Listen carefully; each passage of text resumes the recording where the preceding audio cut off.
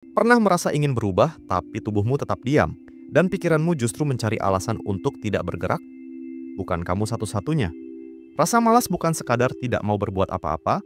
Kadang, ia adalah jerat yang halus, menyamar jadi kenyamanan, padahal perlahan melumpuhkan harapan. Tapi tunggu dulu, bagaimana kalau selama ini kamu melawan rasa malas dengan cara yang salah? Hari ini, kita tidak cuma bicara soal motivasi. Kita akan menyelam lebih dalam, membongkar akar rasa malas, dan menemukan cara yang benar-benar bisa kamu terapkan.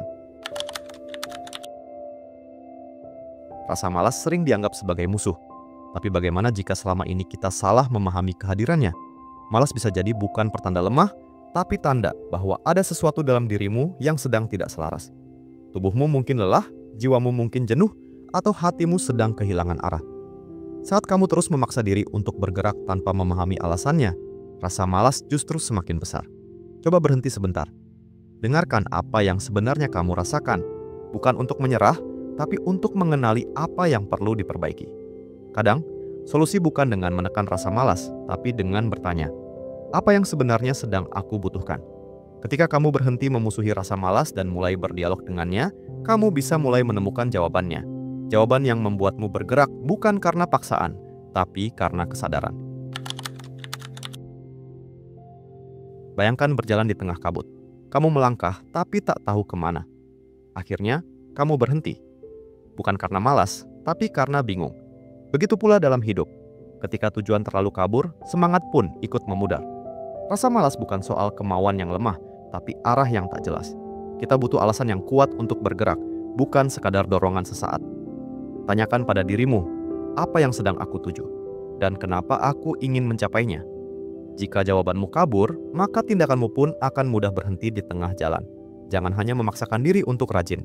Mulailah dengan memperjelas alasan di balik langkahmu. Karena ketika tujuanmu kuat, bahkan di hari paling berat pun, kamu tetap punya alasan untuk bangkit. Rasa malas jarang datang seperti badai.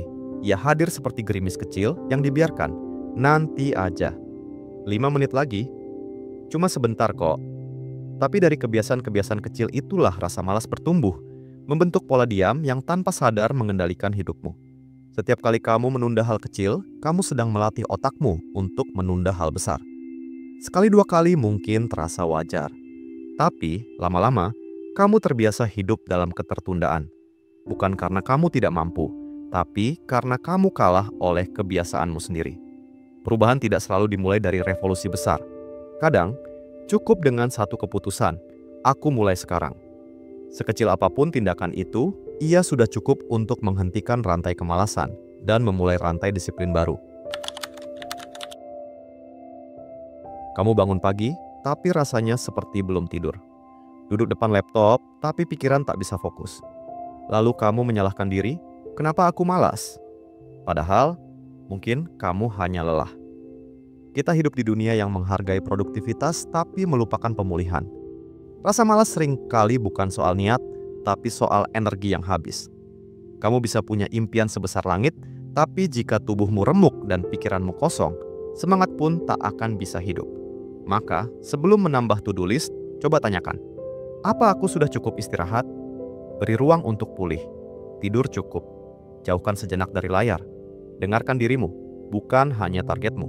Karena tubuh dan pikiranmu adalah rumah bagi impianmu. Jika rumahnya rusak, bagaimana bisa impian itu tumbuh?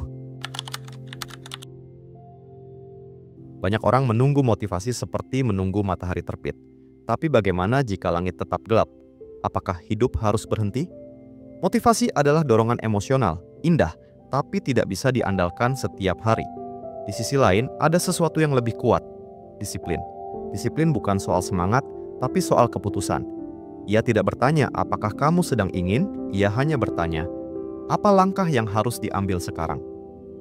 Orang-orang yang konsisten bukan selalu yang bersemangat. Mereka hanya memutuskan untuk tetap berjalan, meski hati mereka lelah dan pikiran mereka ragu. Bangunlah kebiasaan yang tidak bergantung pada suasana hati. Jadikan tindakan sebagai kebiasaan, bukan reaksi. Karena ketika disiplin berjalan lebih dulu, motivasi akan datang kemudian. Seringkali sebagai hadiah, bukan sebagai syarat. Kenapa aku malas? Pertanyaan itu terdengar sederhana, tapi seringkali malah menjebak kita dalam rasa bersalah.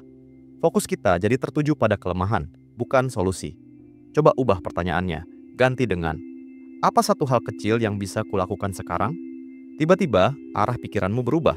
Bukan tentang apa yang belum kamu lakukan, tapi tentang satu langkah yang bisa kamu ambil. Rasa malas tumbuh dari tumpukan beban yang terlalu besar untuk digerakkan sekaligus. Tapi, satu tindakan kecil cukup untuk menciptakan celah. Celakanya, kita menunda karena merasa harus melakukan segalanya dengan sempurna. Padahal, kemajuan sejati dimulai dari langkah biasa yang dilakukan luar biasa konsisten. Maka, berhenti bertanya, kenapa kamu diam? Dan mulai bertanya, langkah kecil apa yang bisa kuberikan hari ini? Rasa malas bukan makhluk misterius yang datang tiba-tiba. Ia punya pola, punya waktu, tempat, dan bahkan pemicunya sendiri. Tapi karena kita jarang diam dan mengamati, kita mengira malas itu datang sembarangan. Padahal, kalau kamu benar-benar memperhatikan, kamu akan menemukan ritmenya. Mungkin kamu cenderung malas setelah scroll media sosial terlalu lama, atau setelah makan siang, atau setiap kali kamu harus menghadapi tugas yang membuatmu cemas. Ketika kamu tahu pola itu, kamu bisa bersiap. Kamu bisa menyesuaikan strategi. Mengatasi malas bukan hanya soal motivasi tinggi, tapi tentang kesadaran diri yang tajam. Sadari kapan kamu cenderung menyerah dan buat pagar agar kamu tidak jatuh ke lubang yang sama. Karena terkadang yang kamu butuh bukan semangat lebih, tapi strategi yang lebih cerdas. Pernah merasa semangatmu hilang begitu masuk ke kamar? Atau pikiranmu jadi lambat begitu buka media sosial? Lingkungan kita bukan ruang kosong. Ia memengaruhi, ia mengarahkan. Diam-diam, tanpa sadar. Meja yang berantakan bisa membuat pikiranmu ikut kacau.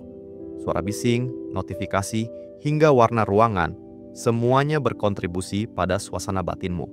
Bahkan orang-orang di sekitarmu bisa menularkan semangat atau justru menyedotnya habis. Kalau kamu ingin berubah, jangan hanya ubah niatmu. Ubah juga tempatmu berdiri. Bersihkan ruangmu. Jauhkan distraksi. Dekatkan dirimu pada hal-hal yang menghidupkan. Perubahan besar kadang berawal dari pergeseran kecil, dari posisi duduk, dari nada suara, dari sinar matahari yang masuk ke jendela. Lingkungan yang mendukung bukan kemewahan. Ia adalah kebutuhan bagi mereka yang sedang ingin bertumbuh. Banyak dari kita tidak bergerak bukan karena tidak mampu, tapi karena membayangkan prosesnya terlalu berat. Kita pikir bekerja akan menyiksa, menulis akan membosankan, belajar akan melelahkan. Padahal, semua itu belum tentu benar. Ironisnya, kita sangat jarang membayangkan hasilnya. Bayangkan sejenak. Tugas selesai, ruangan rapi, otak lega. Perasaan puas yang datang setelahnya seringkali jauh lebih besar dari beratnya memulai. Tapi kita terjebak dalam bayangan negatif tentang proses hingga tidak pernah sampai ke titik hasil. Mulai latih pikiranmu untuk membayangkan akhir yang membahagiakan, bukan awal yang menyusahkan. Fokus pada rasa lega, bukan rasa takut. Karena ketika bayanganmu berubah, energimu ikut berubah. Dan dari sanalah tindakan akhirnya bisa dimulai. Aku harus kerja. Aku harus bangun. Kalimat-kalimat itu terdengar seperti perintah, dan tubuhmu langsung bereaksi dengan rasa tertekan.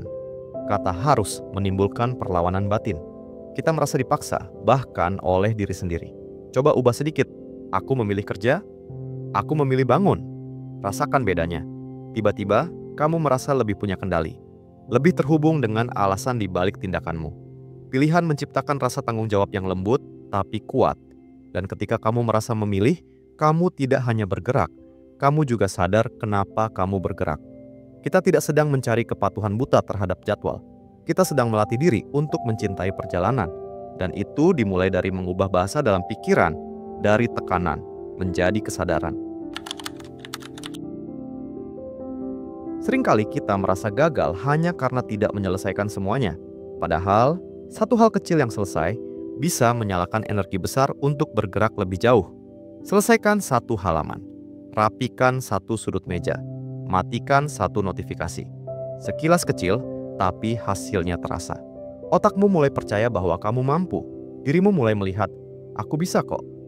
Momentum bukan datang dari ledakan besar, tapi dari percikan yang terus dijaga. Jangan tunggu inspirasi luar biasa untuk merasa berhasil. Jadikan setiap kemajuan sebagai perayaan, karena setiap langkah, sekecil apapun, adalah pengkhianatan terhadap rasa malas. Dan setiap kali kamu menang, kamu sedang memperkuat otot disiplinmu. Hari ini, jangan cari kemenangan sempurna. Cukup cari satu kemenangan kecil dan rayakan. Berhenti menyebut dirimu pemalas, karena kenyataannya, kamu sedang belajar bangkit. Kamu sudah bertahan sejauh ini. Kamu sedang mencari cara, kamu masih membuka hati untuk belajar. Dan itu adalah bukti bahwa kamu tidak menyerah. Jadi, jangan berhenti sekarang. Kalau kamu masih di sini, artinya kamu bukan sekadar menonton, kamu sedang berjuang. Dan perjuangan itu pantas dihargai. Jangan biarkan percikan semangat ini padam. Simpan video ini. Tonton ulang saat kamu merasa lelah. Dan kalau video ini menyentuhmu, tinggalkan komentar. Aku tidak sendiri, aku sedang bangkit. Bagikan ke teman yang kamu tahu juga sedang tenggelam dalam rasa malas, biar mereka tahu mereka juga bisa bangkit. Dan kalau kamu ingin terus belajar, bertumbuh, dan mengalahkan bagian terlemah dari dirimu, tekan tombol subscribe. Karena perjalanan ini belum selesai, dan kamu tidak harus jalan sendirian.